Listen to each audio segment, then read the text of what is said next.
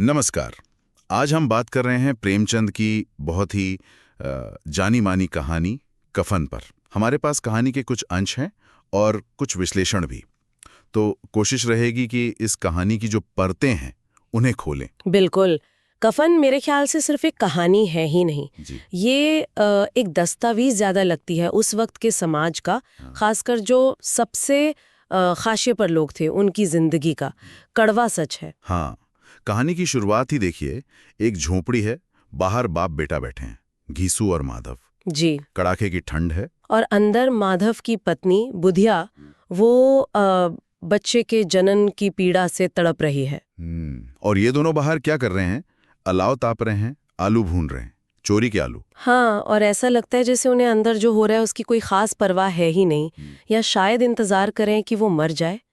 ये सीन ही मतलब कहानी का टोन सेट कर देता है।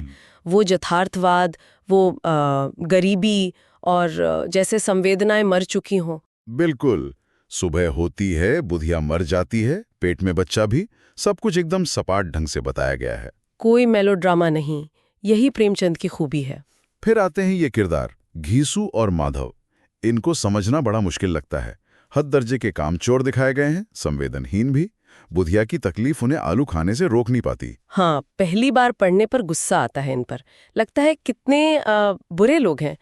लेकिन फिर कहानी आगे बढ़ती है और प्रेमचंद इशारा करते हैं कि क्या ये सिर्फ इनकी कमी है, या ये उस समाज, उस व्यवस्था की देन है जहां उन्होंने शायद यही सीखा है कि मेहनत करके भी कुछ नहीं मिलता। हाँ, जैसे घीसू का वो तर्क कि किसान मेहनत करते हैं फिर भी उनकी हालत हमसे अच्छी कहाँ है। बिल्कुल। तो शायद उनका ये आलस, ये बेफिक्री एक तरह का विद्रोह है, या बस हार मान लेना। और ये चीज तब और उलझ जाती है जब बुधिया के कफन के लिए पैसे इकट्ठे होते हैं। जी। गांव वाले चंदा देते हैं, यहाँ तक कि जमींदार जो उनसे नफरत करता है वो भी 2 रुपए दे देता है। 5 रुपए जमा हो जाते हैं। उस जमाने में 5 रुपए काफी होते होंगे। हाँ, अच्छी रकम थी।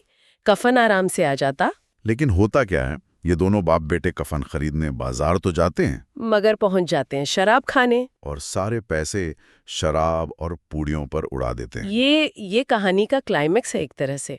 यथार्थवाद की इंतहा। यहाँ भूख जो उनकी तात्कालिक जरूरत है, वो नैतिकता पर, सामाजिक रस्मों पर भारी पड़ जाती है। उनका वो कहना भी तो है, कैसा बुरा रिवाज है। हाँ, कि जिसे जीते जी तन ढाकने को चीथड़ा बिना मिले, उसे मरने पर नया कफन चाहिए। ये डायलॉग पूरी कहानी का निचोड़ है, उस समाज पर तीखा व्यंग्य। तो ये जो शीर्षक है कफन, ये सिर्फ वो कपड़ा नहीं रह जाता फिर। बिल्कुल नहीं, ये प्रतीक बन जाता है। किस चीज का?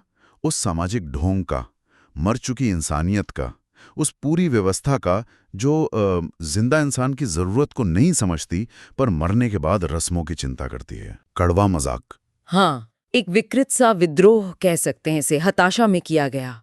ये सवाल हमेशा मन में आता है कि क्या घीसू और माधव पैदाइशी ऐसे थे, मतलब बुरे थे, या ये गरीबी, ये लगातार की भूख और अभाव उन्हें ऐसा बना दिया, उनकी इंसानियत छीन ली। प्रेमचंद कोई सीधा जवाब नहीं देते, वो जजमेंट पास नहीं करते, वो बस हालात सामने रखते हैं और सवाल पूछते हैं कि क्या ऐसी भयानक गरीबी में, जहाँ पेट की आग सब कुछ चला देती है, वहाँ आप ऊंचे नैतिक मूल्यों की उम्मीद कर भी सकते हैं? ये पाठक को सोचना है। जी। और जिस भाषा में कहानी लिखी गई है, एकदम सीधी सरल देहाती जबान, लेकिन चोट गहरी करती है। हाँ, प्रेमचंद का यही अंदाज है।